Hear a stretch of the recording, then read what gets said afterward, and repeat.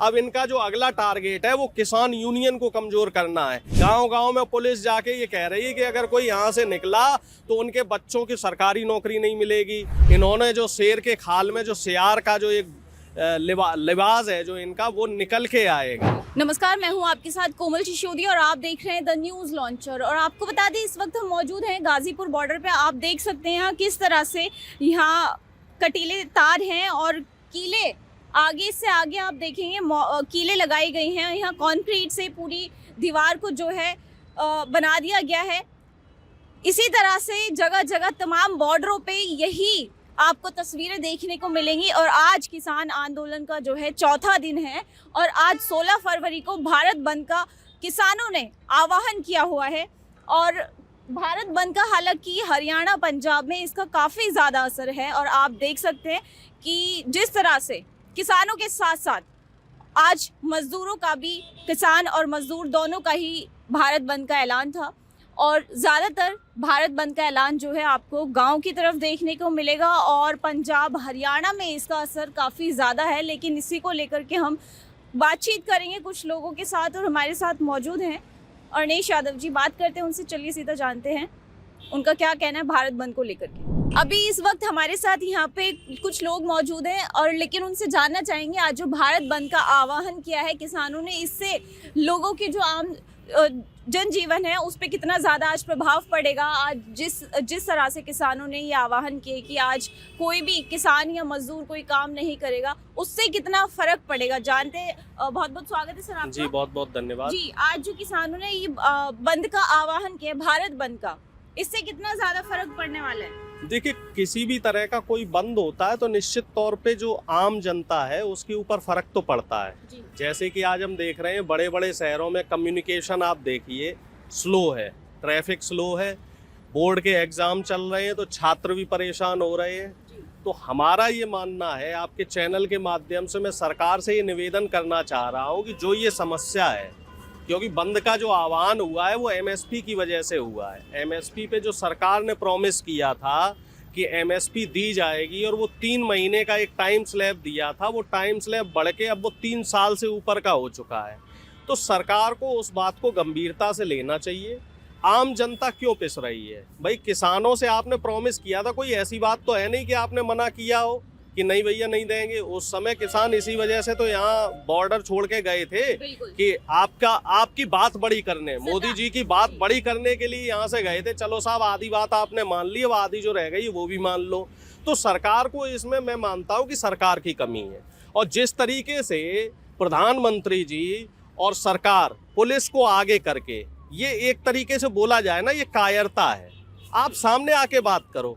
Police को आपने आगे कर दिया, बैरिकेड लगा दिए। उधर आप देखिए शंभू बॉर्डर पे कौन पिस रहा है?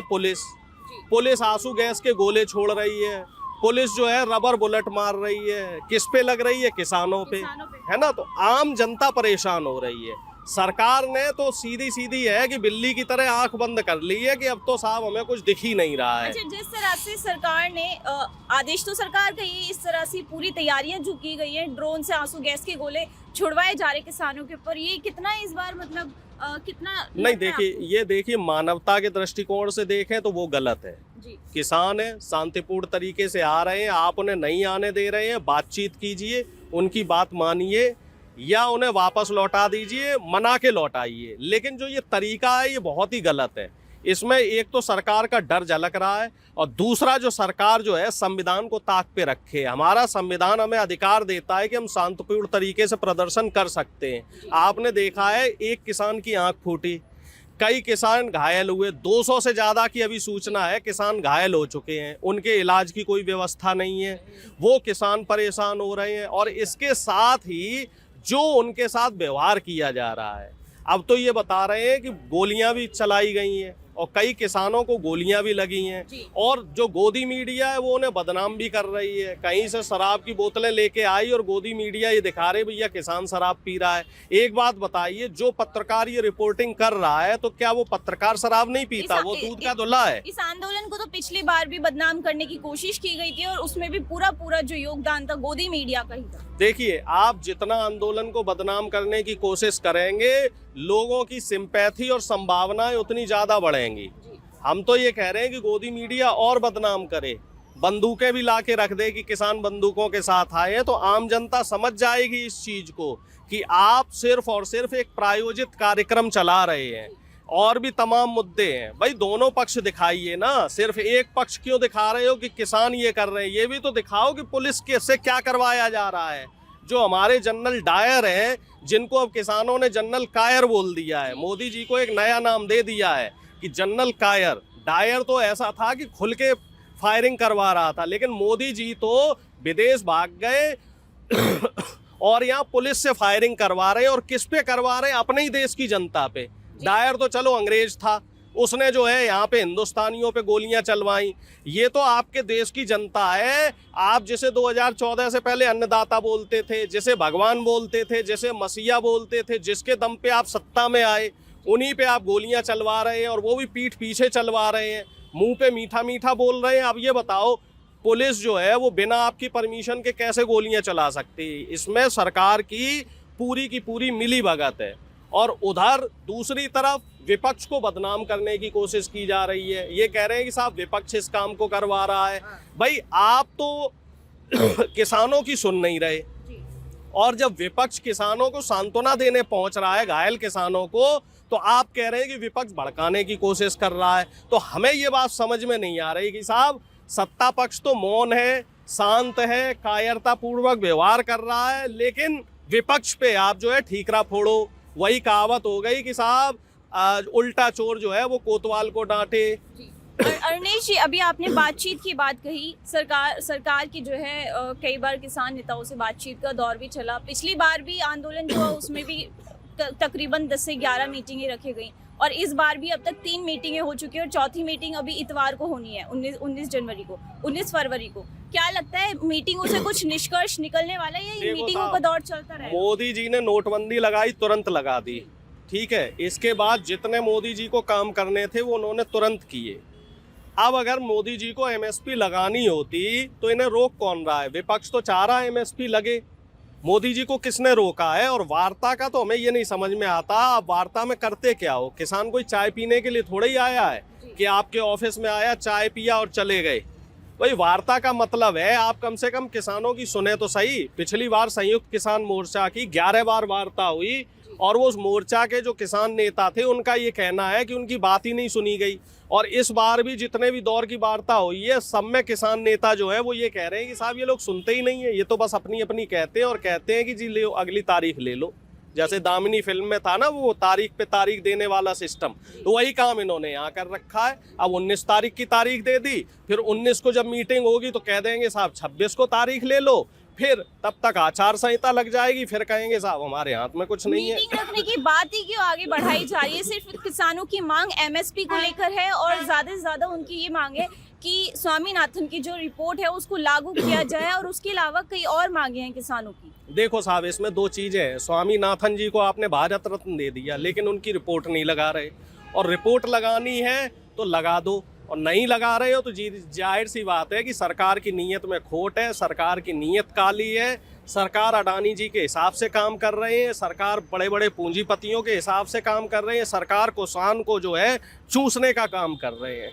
जब किसान को फायदा देने की बात आती है तो सरकार पीछे हट जाती है, और जहाँ किसानों का नुकसान होता है वहाँ सरकार आगे आ जाती है। अरनेश जी, जिस तरह से कहा जाता है कि मोदी सरकार जो है वो किसान हितैषी बताई जाती है, किसानों के हित में काम करती है, वो किसानों की आय भी दोगुनी हो चुकी है अब तो, लेकिन फिर भी उसके बावजूद क्या मुश्किल आ रही है? अगर किसानों की चंद मांगे हैं तो उनको पूरा कर दे सरकार। किसान भी अपने खेतों में आराम से काम करेंगे, और ना ही ये सड़कों पे इस तरह से लोगों की। नहीं देखो, पहली बात तो ये है, 2014 से पहले मोदी जी ने जो किसानों के लिए बोला था कि साहब अन्नदाता है भगवान है, इसकी आय डबल करेंगे, एमएसपी की गारंटी देंगे, किसान बीमा देंगे, फसल बीमा देंगे, खाद बीज की सब्सिडी और बढ़ाएंगे। अब एक एक करके देख लो, आय तो डबल हुई नहीं किसानों की, आय कम और हो गई। अच्छा। किसानों की आज की डेट में डाटा देखो आप, किसानों की आय पहले से कम हो चुकी है।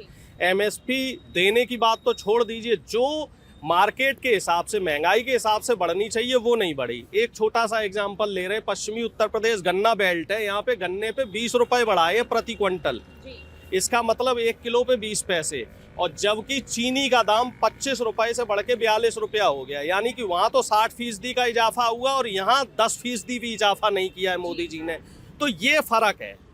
और तीसरा जो एक इसमें पेच है जो स्वामीनाथन वाला, और स्वामीनाथन रिपोर्ट को लेके कौन आया था 2014 में? मोदी जी। और मोदी जी उस कमेटी के चेयरमैन हुआ करते थे, और जब मनमोहन सिंह जी को घेरा करते थे, चूड़ियां भिजवाया करते थे और मनमोहन सिंह जी को कायर प्रधानमंत्री बोला करते थे। अब ये बताइए कि असली कायर प्रधानमंत्री कौन है? उस समय तो जो फसल के दाम मिलने चाहिए थे, जो दाम थे, उसमें सिर्फ और सिर्फ 5 से 10% का भी इजाफा किया है। और फायदा किसे दिलवा रहे हैं इस समय? पूंजीपतियों को। आप देखिए कि जब ऑफ सीजन होता है फलों का, सब्जियों का और अन्न का, उस समय कीमतें बढ़ जाती हैं और सीजन के टाइम पे कीमतें कम होती हैं। और अगर किसी फसल का दाम अच्छा मिल रहा होता है तो उसका विदेश में निर्यात ये बंद करवा देते, जिससे कहीं किसान को फायदा ना मिल पाए। जैसे गेहूं का निर्यात यूरोप में होना था, रूस यूक्रेन युद्ध की वजह से, तो वो निर्यात रुकवा दिया। चावल का निर्यात रुकवा दिया, इसके साथ सेब का निर्यात रुकवा दिया। और सेब तो सिर्फ अदानी जी भेजेंगे, और कोई किसान सेब बाहर नहीं भेज सकता, सिर्फ अदानी जी भेजेंगे। अब जो बड़े बड़े जो अनलिमिटेड जो भंडारण का एक कानून था, उसको भी ये धीरे धीरे खत्म कर देंगे। हालांकि इन्होंने रोक दिया था, लेकिन अभी संसद में कोई इसका नोटिफिकेशन जारी नहीं हुआ है। और मुझे लग रहा है कि ये बंद दरवाजे से पीछे से उस कानून को भी ख़त्म कर देंगे, और आने वाले समय में ये इस तरह का माहौल बनाएंगे, इस तरह का हाल कर देंगे कि किसानों के जो संगठन है उनको भी ख़त्म कर देंगे। जिस तरीके से लेबर लॉ में से 6 मुख्य जो कानून थे वो हटा के इन्होंने श्रम कानून को कमज़ोर कर दिया, लेबर यूनियंस को कमज़ोर कर दिया। अब इनका जो अगला टारगेट है वो किसान यूनियन को कमज़ोर करना है। वैसे भी आप देख लो, संयुक्त किसान मोर्चा में से जो उत्तर प्रदेश या मध्य प्रदेश के कई किसान संगठन हैं, उनको डरा धमका के इन्होंने जो है उसमें तोड़ करवा दी, फूट करवा दी। अब जो पंजाब हरियाणा का किसान है वो अभी डटा हुआ है। अब लोग, गोदी मीडिया के लोग सवाल करते हैं कि यूपी, एमपी और बिहार का जो किसान है वो आंदोलन में खुल के क्यों नहीं आ रहा? भाई उसके पीछे मजबूरियां हैं उसकी। वहाँ का किसान इतना समृद्ध नहीं है, वहाँ के किसानों के पास इतने साधन संसाधन नहीं है। वो वहाँ पे गाँव लेवल पे, ब्लॉक लेवल पे, कस्बे लेवल पे वहाँ पे कार्यक्रम कर रहे हैं। और बंद का अगर हम असर देखें तो गांव लेवल पे ज़्यादा दिख रहा है, क्योंकि यहाँ तक आने में उन किसानों को समस्याएं हैं।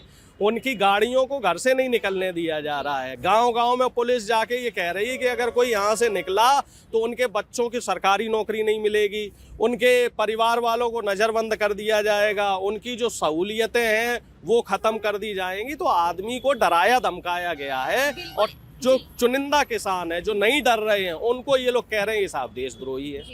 इस बार सरकार की तरफ से इतनी ज्यादा सख्ती बरती गई है, तकरीबन 11 टीमें लगाई गई हैं इस बार किसानों को रोकने के लिए। और आपने भी तमाम बॉर्डरों की वो तस्वीरें देखी हैं जो सोशल मीडिया में काफ़ी वायरल हुई हैं, और यहाँ तक कि आपने भी खुद बॉर्डरों पे जा कर के देखा है, गाजीपुर हो या फिर अब देखिए पंजाब में जिस तरह से शंभू बॉर्डर को वहाँ सील किया गया है, इतनी ज़्यादा वहाँ पे काफ़ी ज़्यादा बंदिश की गई है, बैरिगेटिंग लगाई गई है, वहाँ सड़कें खोद दी गई हैं। तो क्या लगता है सरकार का ये रवैया कितना ठीक है? और उत्तर प्रदेश में भी कई किसान गाजीपुर आने की उन्होंने कोशिश की गई, लेकिन उसके बाद भी उनको वहीं पे ही डिटेन कर लिया गया। देखो, इसमें एक चीज़ जो मैंने पहले कही थी कि सरकार डर गई है। चुनाव का माहौल है, सरकार नहीं चाह रही कि किसान दिल्ली घेरे। अब यहाँ पे देखने वाली बात ये है कि इस तरह से जो आपने रोड पे कील लगा रखे हैं, पक्के पक्के देखिए बैरिकेड कर रखे हैं, तो वो साफ तौर पे आपके डर को बता रहा है। और किसानों के प्रति आपके दिल में जो नफरत है, जो घृणा है, जो द्वेष भावना है, उसको बता रहा है। प्रधानमंत्री जी की जो कथनी और करनी है उसमें फ़र्क साफ तौर पे नज़र आ रहा है कि प्रधानमंत्री जी सिर्फ वोट लेने के लिए किसानों को सर माथे पे रख रहे हैं, और जब किसानों को कोई फ़ायदा देने की बात आती है, कोई उनका जायज़ हक देने की बात आती है, तो मोदी जी पीछे हटते हुए नज़र आ रहे हैं। और मुझे ऐसा लग रहा है कि ये जो चुनाव आने वाला है, इसमें मोदी जी को इसका खामियाजा भुगतना पड़ेगा। इन्होंने जो शेर के खाल में जो सियार का जो एक लिबास है जो इनका, वो निकल के आएगा। इनकी जो दोहरी नीति है, हाथी के जो दांत इनके खाने दिखाने वाले अलग हैं, तो वो अब जनता के सामने आ रहे हैं, क्योंकि जनता भी चीज़ों को समझ रही है। एक बार किसान गलत हो सकता है, 2 बार गलत हो सकता है, बार बार गलत नहीं हो सकता। और जिस तरीके से जो हिंसक तस्वीरें आ रही हैं, हिंसक वीडियो सामने आ रहे हैं, वो ये दिखा रहे हैं कि पुलिस की तरफ से ही कार्रवाई हो रही है। अरे भाई क्यों कर रहे हो कार्रवाई? कोई किसानों ने, कोई ये ऐसा थोड़ी है चीन से आए हुए किसान हैं या पाकिस्तान से आए हुए हैं और यहाँ पे जो है क्या यहाँ जंगल राज करने के लिए आए हैं कि दिल्ली पे जो है कब्जा करने के लिए आए हैं कि मोदी जी का सिंहासन हिलाने के लिए आए हैं? भैया ये तो अपनी मांग मांगने आए हैं, इनको बुलाओ और इनकी मांगे जो है वो मान लो। वो तो आपने प्रॉमिस किया है ना, और मामला रफा दफा करो। चलिए बहुत बहुत धन्यवाद अरुणेश जी। और किसान आंदोलन जिस तरह से चल रहा है और आज भारत बंद का भी जो है जगह जगह आह्वान है, हरियाणा में भी टोल प्लाजा को जो है फ्री कर दिया गया है और पंजाब में भी जिस तरह से रेलवे ट्रैक्स पे बैठे हुए हैं BKU के भी जो लोग हैं वहाँ पे वो प्रदर्शन कर रहे हैं लगातार। लेकिन आपको दिखाते रहेंगे, तब तक के लिए आप जुड़े रहिए हमारे साथ द न्यूज़ लॉन्चर पे। नमस्कार।